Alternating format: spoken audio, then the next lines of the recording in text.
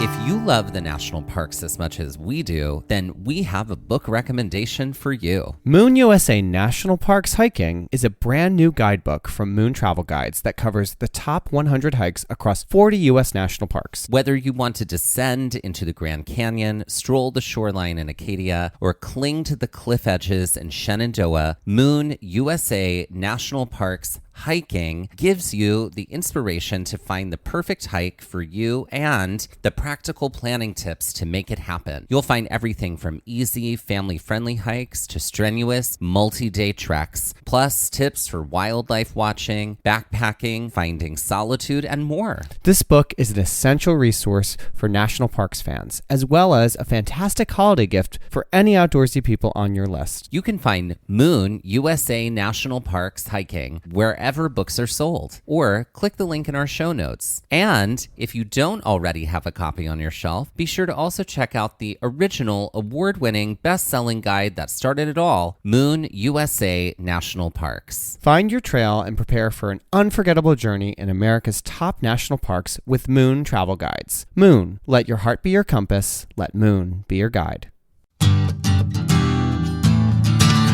A concept that I feel like is very interesting that we have only recently experienced is being given a trail name. Yes, trail names. We've never actually talked about trail names before. No. Trail names is a tradition for those who are new to what trail names are. They are given to you from others. Or you discover them yourself. Because I think trail names, when I think of trail names, I think of the Appalachian Trail. Yeah, and in the Appalachian Trail, for everybody that I know who's done it, their trail name was given to them by others that were hiking with them, that they refer to each other by their trail names the entire time, which I think is a very beautiful thing. Like our friend Brad Ryan, who is Hellbender. That's his right. Trail name. Hellbender is his trail name. That's right. You and I did not have trail names. No. For a long time. We were like little fledglings without any sort of anointing. Correct. Just because we didn't. It's not like I gave you one and you gave me one. No. We just didn't have one, which is kind of a beautiful thing because that's what we get in today's episode.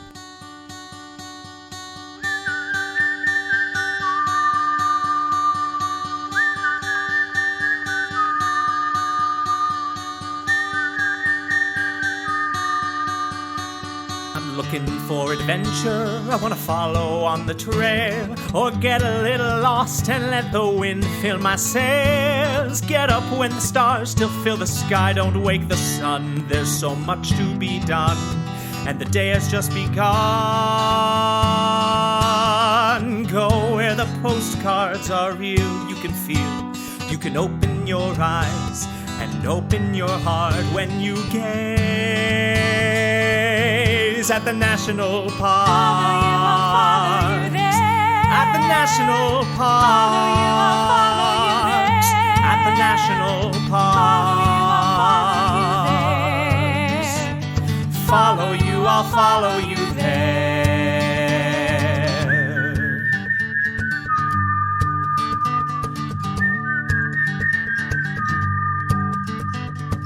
We would like to acknowledge that while visiting and hiking in the land also known as Death Valley National Park, that we are on the traditional and stolen land of the Kawaisu and Western Shoshone people. Okay, so quickly to recap, this is part 2 of our episodes on the Dante's View to Mount Perry Trail in Death Valley National Park. This was on our third full day at Death Valley National Park, was our last full day there, and this was our biggest hiking day because this is an out and back trail. And out, how many miles is that? 4.4 miles. So a total of 8.8. And how much elevation gain? About 2,000 feet. And we're already pretty elevated. We've ascended quite some feet already. To dizzying heights. Let's quickly recap what we did in the previous episode. Got up early, we arrived, we stretched, we hiked up into a turreted section. Turreted. Hiked down 2 slopey areas, hiked across some fields, around some rocky bends, up into a rocky field to have a little snack break, through some scree and marbles up to another ridgeline that overlooked a very big descent that quickly shifted from yellowy white loose scree to what felt like Hawaiian soil as it had turned to bright orange and sage green. And so now we're headed up. We can see this section of redder rocks up ahead of us for quite a bit. It almost looks like argillite, which is a stone that we encountered in Glacier National Park. And also, I think we saw some in North Cascades too. And something too about this trail is that we constantly keep seeing sections ahead of us, and they seem closer than they actually are because there's so much in between that we don't see. That's what's happening right now. This initial climb through the redder section is still quote unquote easy climbing and trail. And we make it to the base of this hill, which is the last real section of trail that is not as craggy. And I guess another way that I could say craggy is the section of red rock becomes bouldery. There's less actual loose trail, dirt trail that you're on, although it does appear and disappear. There's a lot more maneuvering with your feet that you have to do and need to be careful and cognizant of while you're here, because it's also an area that is very exposed with pretty decent drop-offs. Not anything that I felt nervous about, but something to just be aware of. Standing right here, we immediately get a view of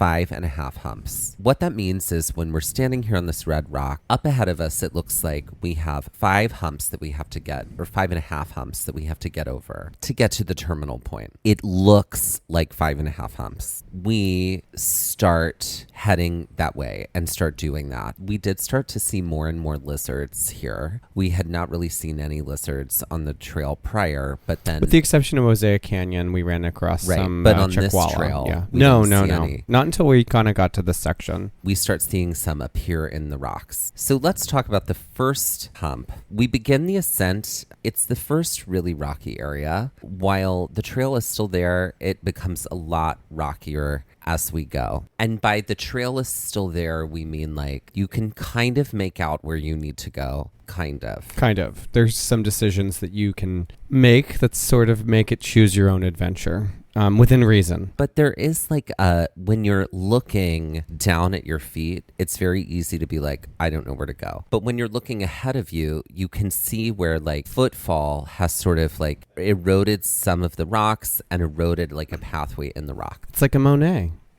Right, exactly. We begin this initial ascent in the first of the really rocky areas. The red rock that we get earlier from that like sort of Hawaiian landscape now just has become very big and bouldery. And it felt, like I said earlier, argillite or even like red jasper. Like that was the depth of red that this stone was. It was a very abrupt shift from the rest of the trail, which was a lot of like white, gray, grassy, but also gray stone. This is like, oh no, look like you're on Murder Peak here because of how red everything was.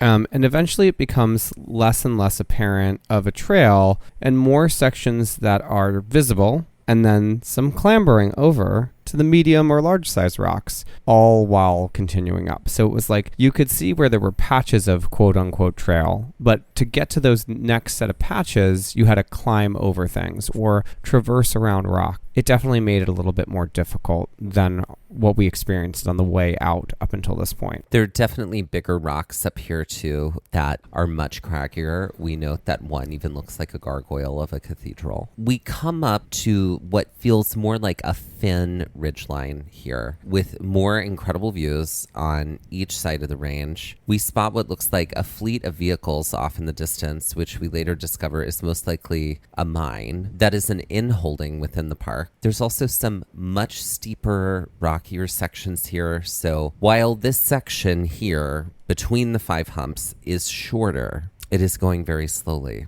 because our feet have to be very carefully placed every time we take a step. Eventually we start to climb further and further up and probably onto the second or third of these peaks or humps. And at this point, we have a lot of larger sections of rock to walk through with less visible trail. So this is like I was in front here and I was like, okay, so I guess I just have to make a decision on what feels the best because this is where the thread is lost completely. You can kind of see where you need to go and you can kind of see, you can see a trail in the distance since we're on this part, but I have to make a decision on how to do this. And it wasn't anything like super treacherous, but it was definitely, where am I putting my feet? What's going to be the safest route? How am I going to do this so I'm not getting hurt, so no one that's following me is getting hurt? It's funny because you have to problem solve using information that's ahead of you versus information that's right in front of you. Yeah, this is definitely an area that is clearly less maintained than the rest of the trail. As we continue, there are some clearer lower trails that would bound you up. So you could have gone lower onto actual, what was quote unquote clean trail, where it was dirt you could see, but then you'd have to climb and ascend very steeply.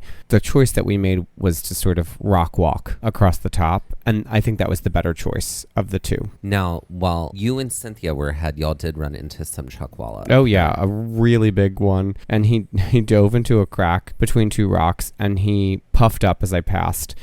I miss him other than his big tail. Like, that's the only thing that's sticking out of the rock at this point. But we do catch a few other chuckwallas like along the way that are, it's always fun to see wildlife. And obviously we maintain a safe distance from that wildlife for our protection and the protection of the wildlife. But it is always like very special to like have that experience, and seeing all these lizards was really cool. We continue on, and then you and Cynthia actually like get some extended time with chuckwalla, who decided to hang out and was ready for a photo shoot. Oh, he was like, I'm ready for my close-up, Mr. DeVille. Mm-hmm. DeMille. There you go. Gay card revoked. Mr. DeVille. Mm-hmm. That's, I think you mean Mrs. DeVille, like Cruella. Mm-hmm. She's also ready for her close-up, as long as she's wearing your dog. Exactly. Thank you, Glenn. Thank you. God, she should have won an Oscar for that. A Tony.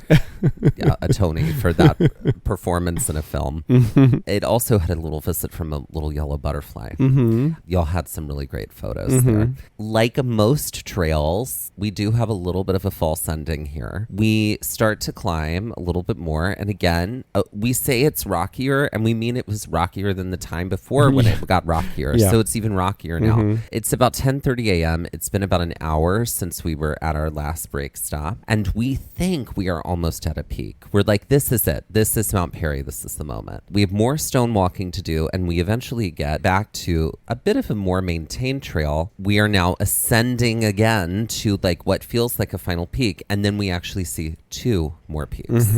But we can't remember if we have to go all the way out to the peak or not. We do know that at the end there is going to be something that says to us like we've made it to the terminal point. Yes. But we are not there yet. And this is a very tough trudge. Yeah, I remember just feeling very tired at this point, and my feet were like dead. But we are pretty sure that once we get to the top that we are there, and we're wrong. It's another false peak. It's another false peak.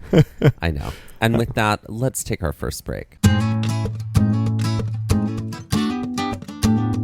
Hey y'all, it's Dusty and Mike with exciting news. That's right, it's our episode finder. It's all about making finding our episodes even easier. Want to find more episodes about hikes in Shenandoah? With over 10 episodes across 2 separate seasons, it would have involved a lot of scrolling and searching. Now, with our episode finder, you can find all those episodes with a few easy clicks. That way, finding an episode on Yosemite from season 1 is just as easy as finding an episode on Zion, Yellowstone, and Haleakala, all in separate seasons. With over 275 episodes in 35 different national parks, our episode finder will add ease when finding out more about hikes in these spaces. But it's not just about hikes by national park. We've categorized our entire library so you can find hikes by state, hikes by terrain, and hikes by difficulty. And all of our Trail Mix episodes are there too, so you can easily find our science-based episodes, interviews, and more. Planning a trip to Colorado and want to hear more about our adventures there? Want to grunt it out on some really tricky trails or learn more about glaciers, grasslands, and mountains? Just click the link in our show notes or on our Instagram bio, and it pops right up. You can also head directly to our website and look for the episode finder at the top of the navigation bar. Conquer one hike in one national park, one park at a time, with just a few clicks with our episode finder. Happy trails! All right, we're playing the vault. It's where we give each other a topic, and we can only pick 3 things to put in the vault to preserve the items from those topics, and everything else is destroyed. Gone. I have a topic. Do you? Oh, do you? Okay, why don't you start? Okay, my topic is Saturday morning cartoons. Okay, Saturday morning cartoons. I mean, it could also stretch into, like, I'm thinking also about, like, Nicktoons weren't always Saturday morning. You know what I mean? Because they had their own thing. Nicktoons. Nicktoons. Welcome to the stage. I know. Nicktoons. I'm going to sort of categorize them by like the character in the show. Okay.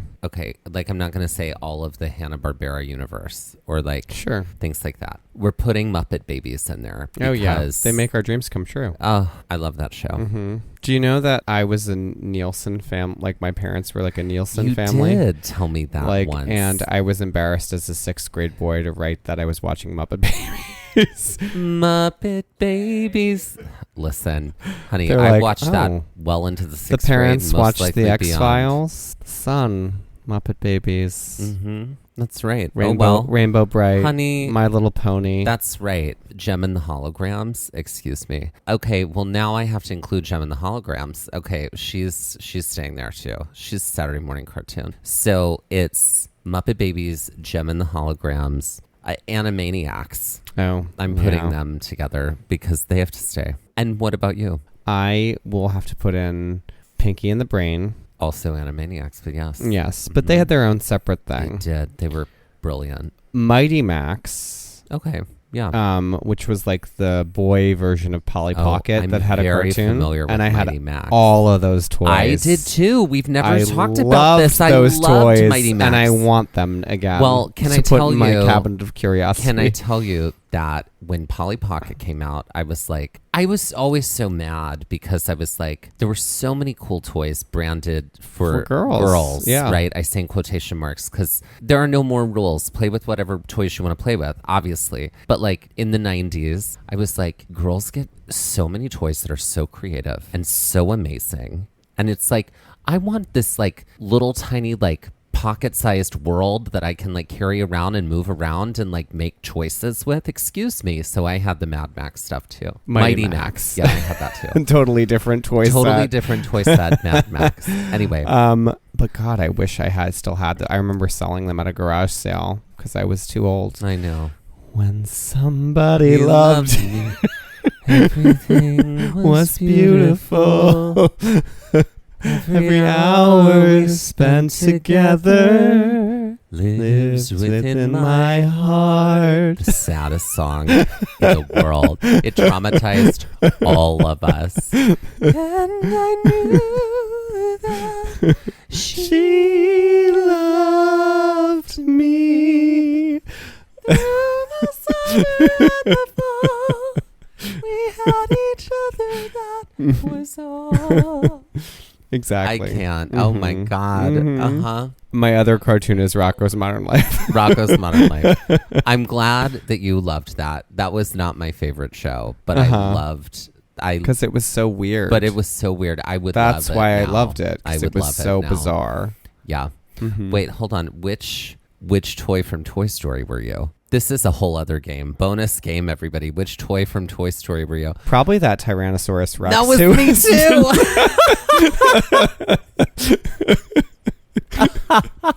So nervous. Wanted to, make sure everything was safe and secure for everyone. And just needed clarification about everything.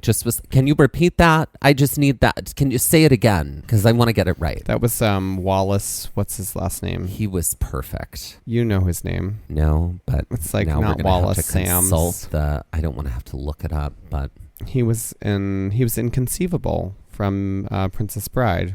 Wallace Shaw? A movie I didn't love, but I know. I can't believe I said that. It's Wallace Shawn. Shawn. Okay, I was pretty close. He's perfect. Yeah. Yes. Yeah. He's wonderful. Yeah. Okay, great. Oh, and you know who was the voice of Bo Peep? No, who was it? Annie Potts. Oh my God, my girlfriend. Okay, y'all, this is a really long break. This is a revealing break. But this is the we were recently watching Designing Women, which I never really watched. Right. And you were like, oh my God, Annie Potts in the show is gorgeous. She is hot. And I'm like, yeah, no kidding. Yes. I think you have a thing for Annie Potts. I do. You absolutely also do. Annie Potts as Bo Peep. She knew what was going on. She did. She knew. She took no garbage from anyone. No. Oh my God, she was perfect. Mm-mm. And that was the vault. That was our personal vaults. We revealed a lot. Still more to climb. I mean, not a ton. But still more. But we were a little ahead, Cynthia and I just remember reaching the stopping point and feeling so good. Like, we both sat down and took our boots off because our feet were borking. Oh, God. Yeah. Oh, it was serious. It was 2,000 feet of elevation gain over 4.4 miles. So 4.4 in a flat distance, one could probably do fairly quickly. Within like almost an hour and 15 minutes, maybe. Probably. This took us quite a long time. Yeah, 3 hours. 3 hours and probably a little change. Becky and I get there shortly after, and y'all are just whipped. And so we all sit down and just like, we have to just totally rest, because it was one of those times, and this doesn't happen a lot, where I literally was like, I do not know how I'm going to find the energy to get down, because getting down also meant getting up. So much incline that we're going to have to do on the way back. Yeah, oh yeah. When Cynthia and I arrived, we find a trail canister, and I wasn't sure if it was a cache, but it actually was an old ammo container that had a log in it for anyone that had taken the jaunt out to Mount Perry to write a little something. I spent some time before you guys arrived to look at it. There were only single entries every day prior to ours, which meant that only one person or group made their way out to the peak each of these previous days, or made their way out to the peak, found the cache, and put something in the book. But it was really cool to see. Once you guys arrived, all boots were off, just like all bets, and we sat and we had lunch. Along the trail, Cynthia had told me that they were going to give the both of us trail names at lunch. Which was a surprise to me. I didn't know this was happening. Y'all had this conversation separately. We did. Cynthia told me her name was Poser, because she's always like stopping to take photos and like smiling. Although she's like, my secret name is Starshine. That's right. And she's like, and Becky doesn't like it when I use that. and Becky's name is Day Tripper. That's right. Yeah. We sat and we ate and we kind of just reveled in the toughness of this trail. And the view was incredible. I mean, we're looking over the basin here. We can see a lot of the park. We can see the ranges in the distance. We're also able to see those rolling hills behind us that were on our right on our way out. This was tough. So we like just sat and enjoyed the view. You took some time to write in the book. I took a sticker of ours and I added it to the canister because people were doing that. Right before we're like about to like have our little moment, because Becky and Cynthia are like, okay, we're going to do this. We're going to have a ceremony where we give you trail name. Total surprise to me. I was honored by this. A dust devil like whips out of nowhere and like whips through. Yeah, and it headed right for you. It did. Mm-hmm. It did. It was really fun. And I made a joke that you should be called Dust Devil. I should be called Dust Devil, right? I feel like it was like kind of a moment that kind of called for it. But instead, they proceeded with their ceremony and they stood there and they like got like a stick, a pole. It was a hiking pole. Oh, it was the hiking pole. And they like sort of like dubbed us with the hiking pole with our trail names. And they told us what their reasoning was. So in honor of trail names being named by others, I'm going to share with everybody what your trail name is and then why it was given to you. You can also share what my almost trail name was too. Oh, okay, great. Since you hike so quickly and you're often in the front, you were dubbed with the trail name of Blaze. Or Blazer. Or Blazer, because you're either blazing the trail ahead or you're keeping up with the blazes. You know where the trail is. So all of that kind of contributes to the reason why they named you Blaze. And your almost trail name was Sam, like Samwise from The Lord of the Rings. Because you do love Lord of the Rings. You are also a great friend. And I take care of people. You do. Don't and you I can forget say it. that. I know. I am on the receiving end of that. most of the time. Mm-hmm. Most of the time. Or it'll be Gollum. Or it's Gollum.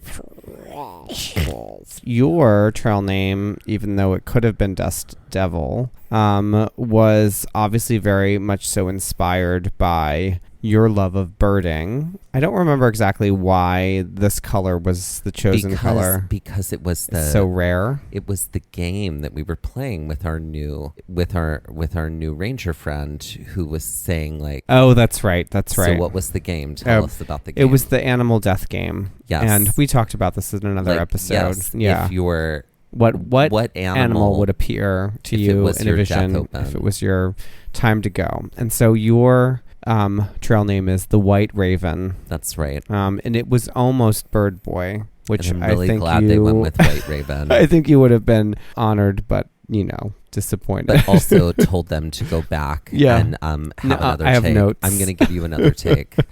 Yeah, because Bird Boy is so surface level. Mm-hmm. So no, White Raven. Because I did say if I, my omen that death would be coming would be if I were walking through Central Park and a white raven stopped on the shoulder of the statue of William Shakespeare, then I would know it was my time to go. So that was where they took that from. This was a very sweet moment and unexpected, and just, I don't know, I think it solidified a lot of just what we've always experienced with Becky and Cynthia when we're hiking. And just for the both of us that have been hiking together for so long, I think it was a way to kind of coalesce all of our experiences together. And so now, those are names that we don't always pull out, but we give them to you as well. So now you know. That's right. Yeah. So if you see us in the wild, you may refer to us as those things. And so now it was time. It was time to turn. Summon energy. Around and go down. And now I will say this. I do forget immediately all of the uphill that is going to be involved when it comes to going back. To me, the return trip equals only downhill, which is at least for this first part, which is not usually the case. But sometimes it can be mostly downhill, even though there's going to probably be a little uphill. At least this first part is the case. That's true. Through these red rocks. So we turned around and we started back through those craggy red rocks. And we have to take this top section slow again for precarious rocks that are along the trail. I think it's always a fantasy of mine that we'll do the return trip faster when it's an out and back trail. That happens sometimes. I swiftly realized going back through these rocks, I was like, nope, this was a treacherous trail the whole time. I think it's going to take us as long. So we begin our way down the false peak, and I take this really slow because the sections down are a lot steeper and they're slicker as there aren't always rocks to step up on. We varied our route back. I think it wasn't exactly the same because there wasn't really markings for it. So, yeah. You did slide quite a bit. Oh, I did. You were kind of beta tester for I all was. of the different ways Blazer. to go. Mm-hmm. You were. I can make this, the mistakes, so you all didn't have to. There it is. And there's Mike. Ugh, remember Mike. So he was giving. So giving. Yep. Right. We get down to an area where we had made our first initial push up onto this 5.5 peak 5.5 hump section. Cynthia was there's really not a great spot for a green room break, for a bathroom break. But Cynthia finds a spot, and we're at the bottom of this pretty steep descent, and I was like, you gotta hurry because they're gonna be walking down this and have a very clear shot. So this was fine. Did what she needed to do. I do have to make a bird signal to Becky, but it startled her. I felt bad about that because she was on the rocks, but she was fine. And then Cynthia pops out and we continued our journey down. So now we get to this huge big ass hill, right? We cross the flat plane of the ridge and stare at what we've called the big Hawaiian hill because there is a section of this that feels very much like Hawaii. And it has so many color shifts. And Cynthia and I are ahead. Yes. You guys are still descending down to this point. And we can see you, but we're ahead still. I would venture to say that y'all were too far ahead. Probably. And so the two of you just haul ass up this hill. Becky and I are behind. I'm hiking with Becky. She has to take it at her pace that she can go. I'm matching that pace because it's a pace at that time that I very much preferred. And I was like, oh, I can go at this pace and not feel like I'm dying. So, and I just was like, I don't want to be on this incline more than I have to be. So I zipped up as fast as I could. Y'all went all the way to the top of this hill. We were still down at the bottom, and we're like 1,000 feet away from each other at this point. We're watching you approach, and I'm like, and Cynthia and I had been up at the top of the hill. This is that section in the episode before that I had mentioned that was like scree. It was like white, kind of like a plateau. And I was like, what the hell are they doing? I was like, they're sitting down now. And Dusty and Becky are tiny. Like, I can see them, but this is a pretty big ascent here. And I was like, what the hell is happening here? And so I'm like waving sticks, like I'm waving my hiking poles. You guys are trying to signal back, but we have no idea what's happening. We do know that something is wrong though, because you sat for a long time and I was basically ready to start heading back down that hill to see what was up. And with that, let's take our next break.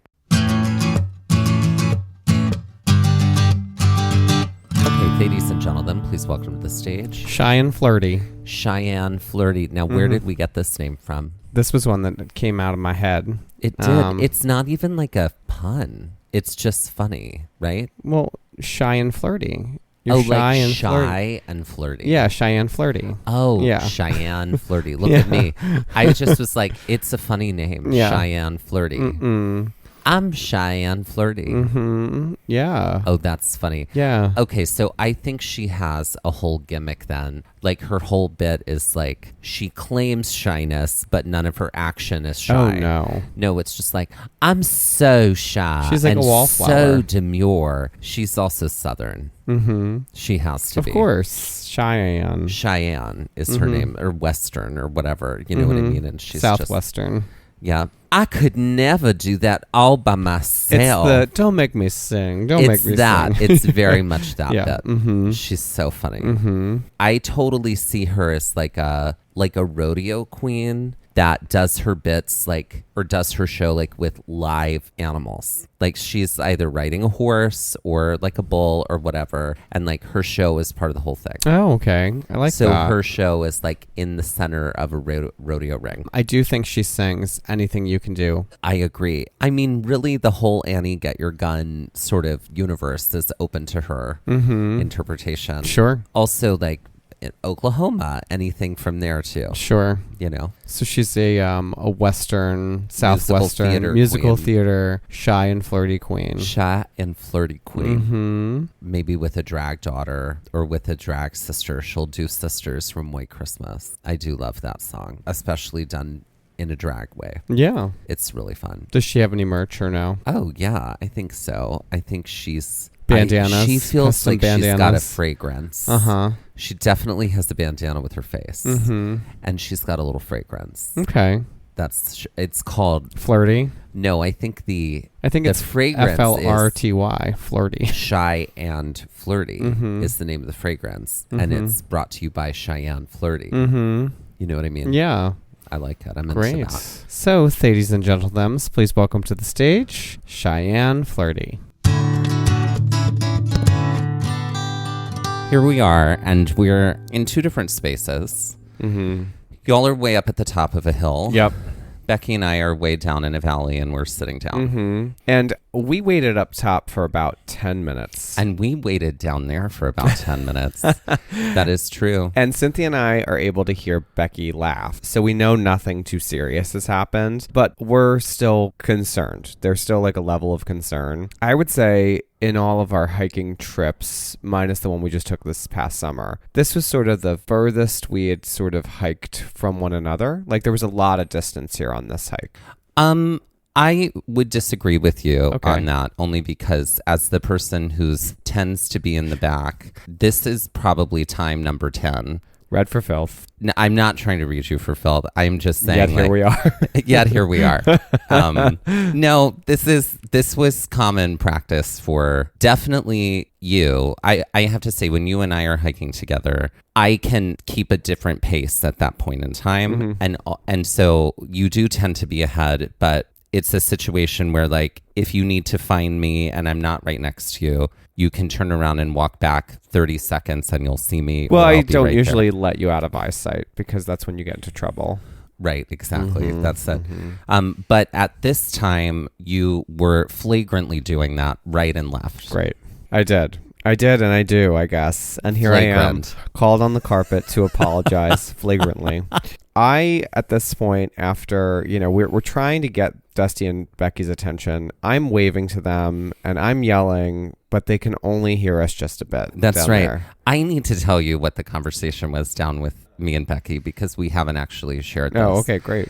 Secrets. It was great because I was like, yeah, they definitely think something's wrong. And Becky's like, let them think Great. something is wrong. Vindictive. It was on them to hike that far ahead and not be able to communicate with us back here. She was like, if they need to worry and think something's wrong, let them worry, let them think something's wrong. And this was the moment I was like, God, Becky, I love you so much. I mean, I love Becky so much. Obviously, we love Becky so much. But like, this was the moment I was like, oh, she's as like dark and twisted as any of the rest of us here. So yeah.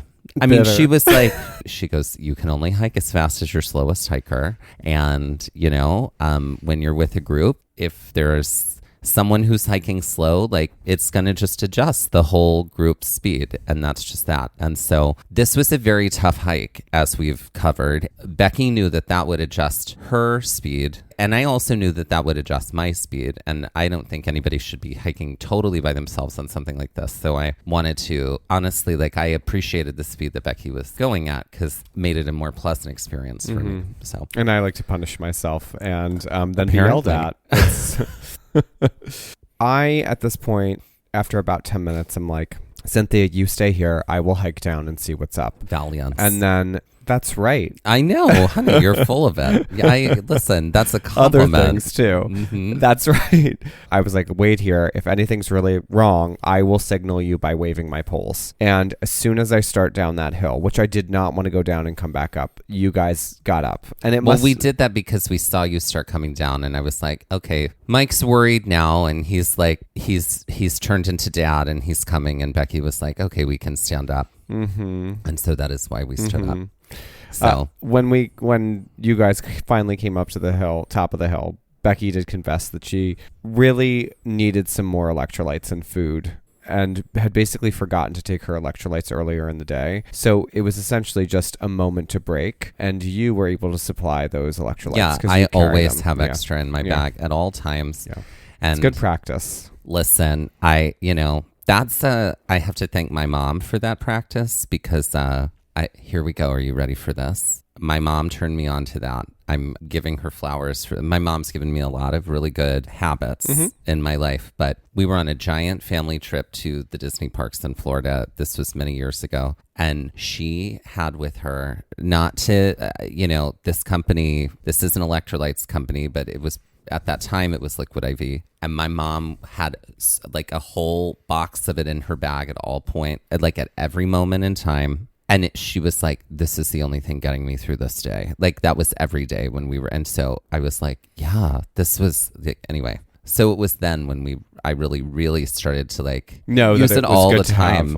Anyway, yeah. So have it when you're on the go at any time of the day. This is suddenly, we did not organically weave in and out here. I swear to you. And not gonna lie, we have reached out and offered to partner with them, and they rejected us. So when I'm feeling tired and I know I need a little extra boost to get me through the day, I reach for my electric water supply. There it is. Electric water supply really helps to make me feel like I can make it. That's right. That's right. Because what's a good story without American capitalism? That's right. Weave it through. I can't. Okay. We talk about how we, at this point, Becky also kind of holds court and is like, we have no signals. Yeah. We cannot be hiking this far ahead. I do have to say there is a follow-up to this moment that happened this summer in North Cascades National Park where you were actually called on the carpet by the tribunal and right. And then they gave me my torch and sent me home. I felt like that. I really felt like, oh man, I was in trouble. And Yeah. like all of those feelings of like the few times that I got in trouble as a child rushed back, and the shame that flooded into me. And here, But you know what solved it? My electric water. I'll give you a little context for that moment because, or everybody will give you some context too. And also I'll add some more context for you. And pile on the shame.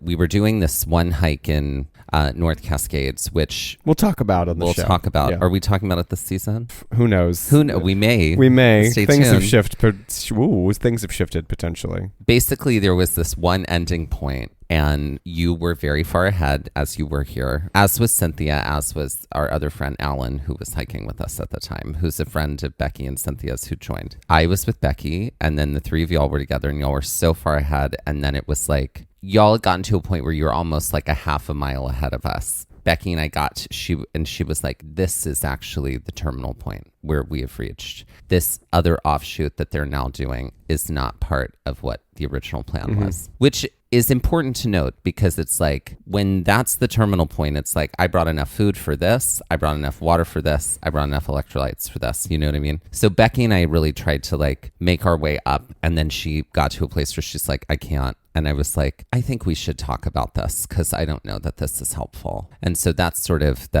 where the moment started. And since that day, all of the episodes that you're hearing Mike's voice are recorded by AI because he's been kicked out. He's never been kicked out. But Kicked out. listen, it's just a matter of like, we needed to establish some protocols as far as like safety goes when it comes to like a Absolutely. group hiking together. Absolutely. So, It's hard to and hike in a this group. this moment here on Mount Perry was the first time it sort of like showed up in a way that like affected the group. Right. And I needed to be yelled at.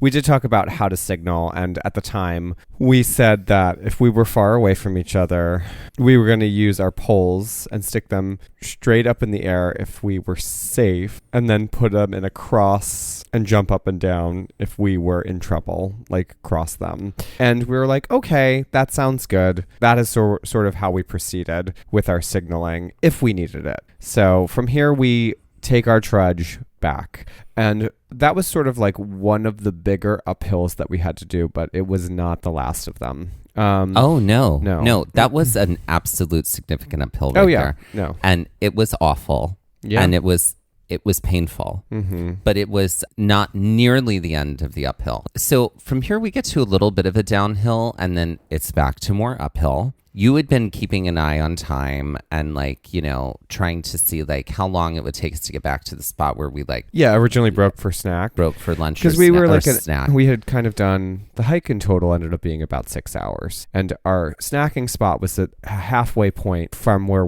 our terminal point was at the peak of Mount Perry, at the terminal point there. So it was like an hour and a half. And I was curious what our timing would be like if we were going to end up doing things faster. But this was not just like downhill. There was a lot to maneuver here. So I wasn't actually sure that we were going to hit it at an earlier point. And we ultimately sort of hit it at the same amount of time. It was like an hour and a half. So I was like, oh, okay.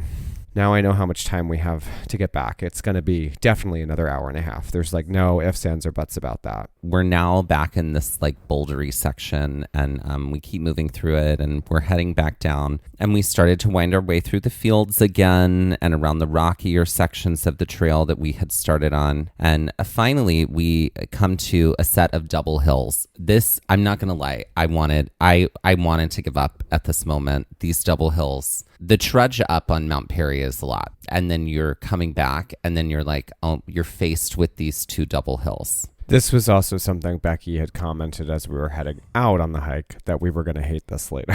We were, yes. And she was not wrong. This was horrible. Yeah, this was horrible. It was sucky. And I was up ahead at this point, and I just was like, the problem for me hiking fast, and I know this for myself, is I know that I can do it quickly, especially uphill. And I don't want to linger in it because I do prefer uphill to downhill. But when it's a steep uphill, I'm like, nope, I'm going to push through this. I'm going to do it very fast. And then I'm going to get to the flat so I can just rest. There's no like huff and puff up. It's like zoom up as fast as you can. And I know that's not everybody's practice. And I know that just depending on where you're at, that might not be where you're at that day. But that is what I did. I was like, got to the top of that first hill, turned around to make sure you were all there, and then zoomed up to the second one because I was like, I did not want to linger on this uphill. Meanwhile, Meanwhile, we trudged and trudged up both of these hills, and it was really, really, really hard. You and Cynthia are still kind of hiking together. Becky and I are still kind of hiking together. The nice thing, though, was once we got to the top of the first hill, we could actually see the parking lot. And this was such a sigh of relief because I was like, oh God, we have at least 40 more minutes left based off of timing.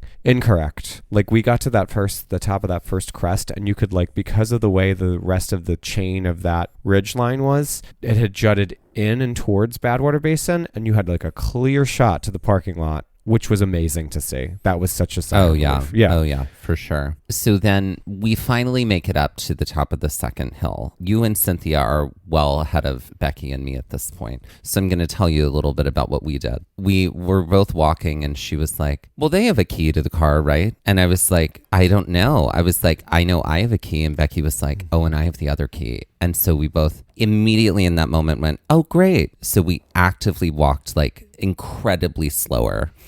So we were like, we're going to just let them wait. This was vindictive hiking. We were and this is nothing I knew until right I this know, moment. I know. I'm revealing it all now. I know. Secret plan. I was like, let's walk, no urgency. Let them flounder. Let them wait, And so, no, we took moments for the green room. We had green room moments right before we got to the end. And then when we came around the corner where we know y'all could see us, we were like, oh, we're going to make sure to even walk a little bit slower. So we did. We walked even slower down the hill back to the car. I know. Vindictive with a capital V. This AI model does not appreciate what you have done. Beginning termination sequence. Well, it's nice that you decided that was what your journey was going to be. Yeah. Well, we have to razz in some way, right? Well, I was getting glimmers as I continued to hike because Cynthia pulled off for a green room and she's like, just go on. It's fine. We're close. And I could see more of the road as we got to the top of that second hill. And then eventually I came to this really rocky section that I remembered from the beginning. And I saw very few people that had come out just to kind of walk a little bit out on the trail to kind of look over Badwater Basin. And I was like, great, I know I'm close to where I need to turn off. Thankfully, it was moments after that, and I just started trudging down that hill to the parking lot. And I realized that the keys were not with me. And Cynthia and I had actually had a conversation about this. We forgot to get the key from you. Yeah. When we had stopped. And I just was like, I don't even care. I took off my boots and just sat on the curb and waited for all y'all to show up. And it was glorious. Yeah. Well, taking boots off at the end is going to be glorious regardless. Yeah. And then we took our sweet time to make it back to meet up with the two of you.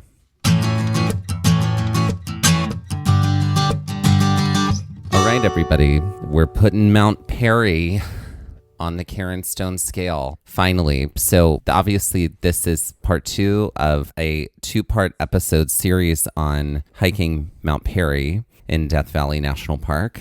What are we giving Mount Perry? We are going to give Mount Perry a 9. Yeah. Thinking about it, I agree, a 9. And here's why. She was not for the faint of heart. She's not for the faint of heart. But to me, she did not tip over into 10 territory. No. We've only had a few 10s. Yeah, there are only a few 10s. There are only a few 10s, which let's review what they are. They are Yosemite Falls, Tamichi Route, the Grinnell Glacier overlook, which is hilarious from the highlight, which is less so than a mile. short, but it's so steep, and it's a 10 out of 10. Oh, we have another one coming up that we did this summer that is a 10. That's it. So we really do reserve 10s for Oh, yeah. Now, this one, just because this one is not a 10 does not mean that it is simple in any way. Oh, no. This is a very, very difficult trail. The total round trip for the Mount Perry hike is 9 miles. 9 miles of up and down. And it's a lot, but it is there's a lot it's of an tripping incredible hazards, view the entire time. Yeah. Every single step is in and around incredible sweeping vast Yeah, views. yeah. But you do have a lot of treachery too, especially when you're getting closer to Mount Perry. There's the very exposed rock that you're on, the scrambling that you're doing. That the way back down from Mount Perry was not fun. Like over all those red rocks, there are a lot of hefty inclines too. So Hefty. it definitely pushes itself up into that nine category for sure. For sure. So 18 out of 20 Karen Stones That's right. And now let's end this episode like we end all of our episodes. with some Jeopardy style trivia. All right. Who wants to get started with their Jeopardy style trivia today? I'll go ahead. Go for it. Mine is called Perry Dash, and this is all about words that start with the root P-E-R-I. So you're just going to guess the word based off of the clue. Great. Great. All right, for 100. This Perry word helps to describe the area that surrounds something and could also be a synonym for a boundary. What is perimeter? It's going to be like more of a short I as opposed to the long I. Sure. It just has P-E-R-I. Yep, yeah. Got it. I'm just calling it Perry. Yeah, that Perry makes Dash. sense. Yeah, I got it. Great. For 200. This Perry word helps to describe something right at the edge of something and is often used when describing where something is on one's field of vision. What is periphery? That's correct. For 300, this Perry word means from time to time, but could also help to categorize these 118 building blocks of the natural world. Oh, I don't know. You could also know them as elements. Oh, what is the periodic table? You could just say periodic, from time to time. Oh, okay, great. Yeah. Okay, great. For 400, this Perry word describes the closest orbit for a planet to its sun. Having trouble with the second part? Think about the Greek god who personified the sun and swap out the S at the end of his name for an N, and know the god is not Apollo. What is Parazoon? Zune. For like Zeus. No, Zeus is not the god of the sun. Zeus isn't the sun? No. He's the Stormbringer, baby girl. Zeus? Yeah. Thunderbolts, lightning. Girl, you better know Very, your very Greek mythology. Thank you for picking up on that. I don't know. This is why it's a 400. What is perihelion? So Helios. Helios. Yeah. And for 500, this Perry word describes someone who is verbose or unnecessarily wordy. Having trouble with the last part? Think of another word for a verbal expression. Drop the E and add a tick to the end of it. T-I-C to the end of it. So what's another word for a verbal expression? An idiom? Sort of like an idiom, but simpler than that. A saying? Yup. Another synonym for saying. A phrase? Yes, there you go. A paraphrase? Okay, so I'll take it. Or paraphrastic. So what? You have to go back. Yeah. Wait, what? Paraphrastic? Paraphrastic, the last part of the clue was to add a T-I-C to the end of it. Right. Yeah. Paraphrastic. Paraphrastic. God, what a delicious Isn't that a great word. It means to be unnecessarily verbose. Yes. Or wordy. Paraphrastic. Clearly. And that's Perry Dash. That was great. That was very well done. I had Thank you. a lovely time with that. I had a lovely time with that. And what about you, sister dear? So since this is Mount Perry, I chose one of my favorite quotes from Clue.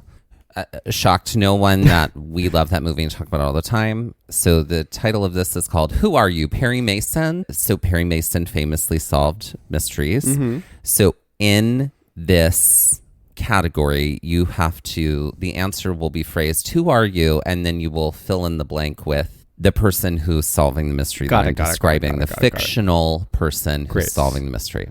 So for 100. Great. As a Brit, I can crack a case like no other. There have been several books written about me, as well as film and television adaptations. With my trusted sidekick, Watson, we can uncover the clues and solve any crime. Who are you, Sherlock Holmes? Correct.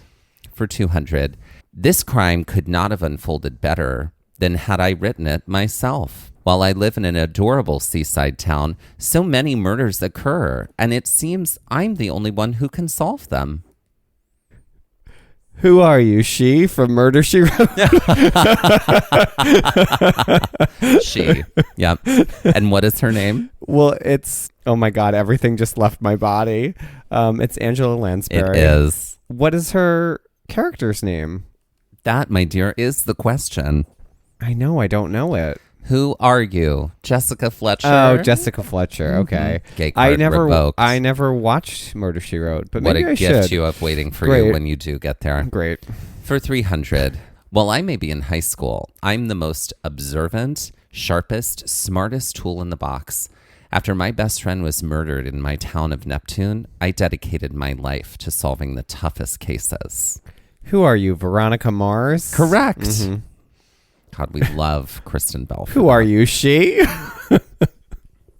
For 400. While my skills as a detective are better than most, only Agatha Christie herself could capture my crime-solving abilities in stories like Murder on the Orient Express and Death on the Nile. Who are you, Hercule Poirot? That is correct. And for 500.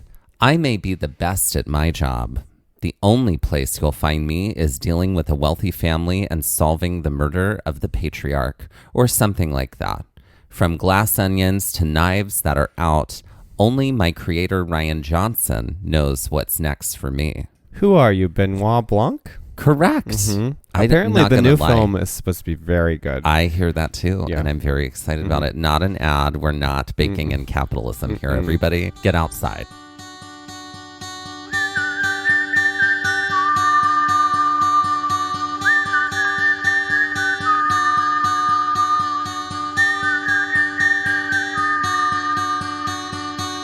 Looking for more episodes like the one you just heard? Then be sure to check out our episode finder for episodes by park, state, hiking difficulty, and terrain, as well as all of our Trail Mix episodes in one helpful place. Click the link in the show notes of this episode, our Instagram bio, or visit our website to make your listening experience even easier. This has been Gaze at the National Parks, the podcast, and we're here to remind you to hike early and hike often, and that adventure is always out there. Gaze at the National Parks was created, produced, edited, and hosted by us, Dustin Ballard. and Michael Ryan. To see images from this episode, follow our Instagram at Gaze at the National Parks. To contact us, email us at gazeatthenationalparks@gmail.com. And to find out more about the parks visited on this show, visit our website, gazeatthenationalparks.com. That's Gaze, G-A-Z-E. All original artwork featured on Instagram and on our website is by me, Michael Ryan. All original music was written and performed by Dave Seaman and Mariella Klinger, with Sean Sklios on guitar. Our music producer is Skylar Fortgang. We would also like to acknowledge that while recording this episode that we were on the traditional and stolen lands of the Lenape people, also known as New Jersey.